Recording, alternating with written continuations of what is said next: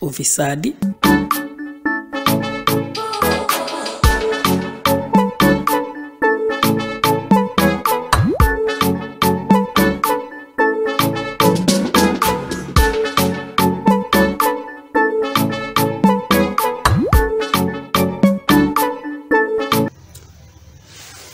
maudhui nambari 4 ni ufisadi.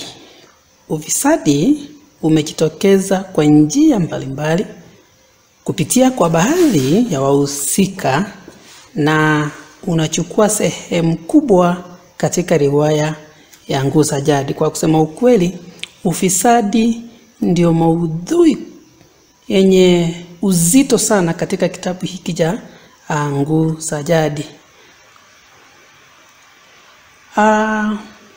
Ufisadi nambari 1, kutozingatia ujuzi, maarifa na taaluma ya mtu katika ajira kunasababishwa na ufisadi. Kwamba ni kwa sababu ya ufisadi watu ambao wanaajiriwa kazi hawana ujuzi, hawana maarifa, hawana maarifa ya kufanya kazi hiyo. Kwa hivyo ni kwa sababu ya ufisadi watu wanapewa kazi ambao hawana ujuzi wa kufanya hiyo kazi. Ufisadi. Serikali ya Mtemi Lesulia inawaajiri watu wasiokuwa na ujuzi wala maarifa, huku walio na uwezo au ujuzi huo wakiachwa. Tunaambiwa ajira zinatolewa kwa kujuana, hasa katika msingi ya kikabila. Ufisadi unasababisha ukiukaji wa maadili ya kifamilia, kwani tunaona mauaji ya kifamilia yakikita mizizi. Mume anamgeukia mke na kumchinja, naye mke kufanya vivyo hivyo. Ufisadi. Polisi nao hawachaachwa nyuma, wanaendeleza ufisadi pale wanapowatoza madereva walonale faini zisizoeleweka. Pale lonale anapoangaishwa na wa polisi kwa makosa madogo madogo, kupokonywa leseni na kadhalika. Ufisadi ulionekana pale ambapo Mtemi Lesulia alikuwa analipisha kisasi, alikuwa na mnyanyasa, alikuwa na muangaisha lonale akitumia polisi. Kwa hivyo huo ni ufisadi. Maudhui ya ufisadi yanajitokeza pale kundi la mabwenyenye linapohujumu dhamana na hawala za serikali. Kwa hivyo ufisadi unaonekana papo. Kuna upokeaji wa hongo unaonekana pale watu waliotumwa kumkatizia Lonale maisha walipomjia na kumuonyesha pesa walizopewa na maadui zake ili kumuua. Kwa hivyo ni kwa sababu ya ufisadi walihongwa wale watu wakuje kumuua Lonale. Ufisadi. Kitendo cha Sagiru kujaribu kumuhonga Mangwasha kwa pesa ili afaidi penzi lake pia ni kitendo cha ufisadi. Ufisadi unaonekana pale ambapo Sagiru anamletea Mangwasha pesa kwa bahasha ati ndio ampende. Kwa hivyo huo ni ufisadi, hongo. Kauli ya Mtemi Lesulia ya kuamuru jarada la ardhi ya Matango kufichwa inadhihirisha kitu gani? Ufisadi. Kumbuka kwamba Mtemi Lesulia alimuamuru Sagiru ahakikishe kwamba jalada la ardhi ya Matango limefichwa na alipatikani. Ni kwa sababu alikuwa anataka kuchukua ile shamba kwa njia ya kifisadi. Kwa hivyo huo ni ufisadi. Alitaka kuwaondoa Waketwa wasimpigie kura nani? Lonale. Hilo ndio ilikuwa lengo lake la Mtemi Lesulia. Ufisadi unaonekana pale Sagiru na Sihapa wanapojaribu kumshawishi Mbaji kwa kila njia ili asimfanyie Lonale kazi. Mbaji ni meneja anayesimamia gari za usafiri za Lonale. Kwa hivyo walijaribu, Sagiru na Sihapa kimada wake Sagiru walijaribu kwa namna nyingi ili kumsawishi awache kufanyia Ronale kazi, lakini Mbaji akasimama kidete na Ronale kawa mwaminifu kwake.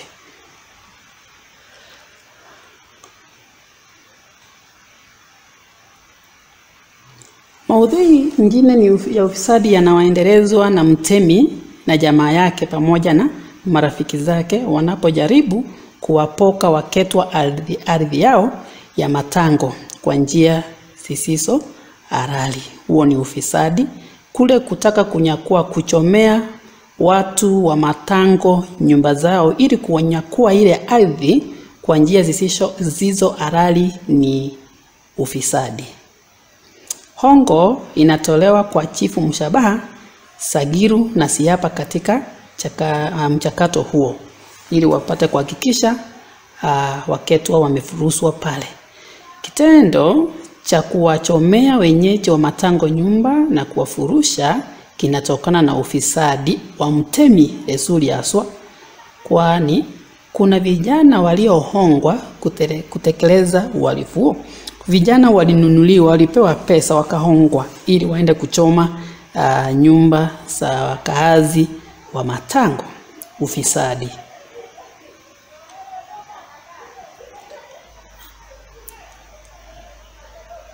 Sihapa anatumiwa na Sagiru kusambaza vichikaratasi kuwataka Waketwa wahame kutoka Matango. Ni hujuma hiyo, na inatokana na ufisadi. Tukumbuka jinsi Sagiru anamtumia Sihapa kusambaza vichakaratasi vinavyosema watu wahame Matango. Huo ni ufisadi.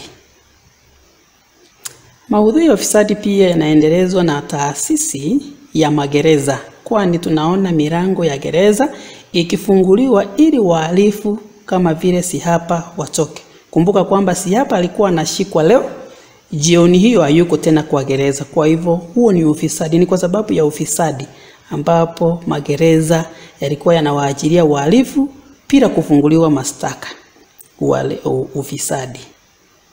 Ufisadi pia unaendelezwa kupitia wahusika kama vile Mbwashu na Sagiru wanaotumia njia haramu kuagiza bidhaa gush nchini na kukataa kulipa ushuru, mbali na kutoa mlungula bidhaa hizo ziliposhikwa na maafisa wa forodha. Walitoa mlungula wakati hizo bidhaa zao zilishikwa, kisha wakaongana kwa wale maafisa wa forodha. Ufisadi. Mafamba anashiriki ufisadi pale anapoficha siri za watawala kwa kutoa habari za uongo mbele ya koti kuhusu vyeti gush vya ardhi inayomilikiwa na wenyeji wa Matango. Kumbuka Mafamba alikuwa ni mwanasheria wakili wa serikali. Kwa hivyo yeye ndiye alikuwa anatetea kesi za serikali. Kwa hivyo alitumia uongo, ufisadi ili kuwanyanyaza watu wa Matango wenye shamba. Ufichuzi wa mwanasheria Mwamba unaweka bayana ufisadi unaohusishwa na ardhi ya Matango. Sagiru pia anamuhonga Mrima ili atoweke. Kumbuka zile Mrima ni bwanake Mangwasha. Alihongwa na Sagiru ili apate kutoweka nyumbani aende ulevi. Sagiru anamuhonga Mrima ili atoweke nyumbani kushiriki ulevi ili aiharibu ndoa ya Mangwasha. Kwa hivyo Sagiru alikuwa anajaribu mbinu zote kuhakikisha kwamba Mrima ametoka nyumbani apate nafasi ya kwenda kumuhonga ama kumshawishi Mangwasha ampende, lakini hilo tunajua halikufanyika. Mrima anapokea murungura au hongo kutoka kwa Sagiru ili kuhujumu kampeni za Ronale na kumuunga mkono Mtemi Esuli. Kumbuka siku hiyo Mrima alipopewa pesa na Sagiru, zile pesa ambazo bibi yake Mangwasha alipata ikiwa na vijikaratasi kwamba amfanyie Mtemi Lesulia kampeni na asimame kinyume. Ufisadi unabainika pia pale Ronale anapomwambia Sagiru, nimekuja kukukabidhi murungura huu uliokuwa umempa Mrima. Ndio hiyo sasa ni wakati Mangwasha amepelekea Mrima zile pesa ambazo wakati Mangwasha amepelekea Ronale zile pesa ambazo Mrima alipewa, waliamua kusipeleka kwa Sagiru. Wakampata kuna mkutano mahali fulani, wakampea pesa zake. Ndio Ronale anamwambia, nimekuja kukukabidhi murungura huu uliokuwa umempea Mrima. Maudhui ya ufisadi yanaendelezwa na mhusika Ngoswe. Ngoswe ni mwanae Mtemi Lesulia, anaposhiriki katika biashara haramu ya dawa za kulevya ambazo zilisambazwa nchini kwa siri. Ufisadi kupitia kwa Mashauri ni mtoto wake Mashauri ni mtoto wake Sagiru. Ufisadi unaendelezwa pale anaposhirikiana na Sagiru kufisidi vipusa na meno ya ndovu. Ufisadi mwingine unayawezesha mashtaka yaliyofikishwa kotini kuzimwa hata kabla ya kesi kuanza. Kuna kesi zilikuwa zinapelekwa kotini, lakini hizo kesi hazikuwa zinasikizwa, zinasimwa ni kwa sababu ya hongo au ufisadi, haziendelei tena. Mtemi Lesulia na Sagiru wanatumia vishawishi vya pesa kuwahonga vijana ili wazue furugu na kuharibu kura za mpinzani wa Sagiru katika eneo la Matango. Mwamba ndiye alikuwa mpinzani wa Sagiru katika eneo bunge la Matango.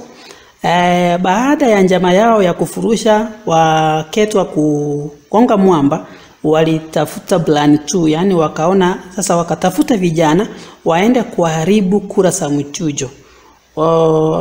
Jambo ambao tuliona alikufaulu kwa sababu hata mtoto wa Mtemi mwenyewe Ngoshwe alikataa maneno hayo.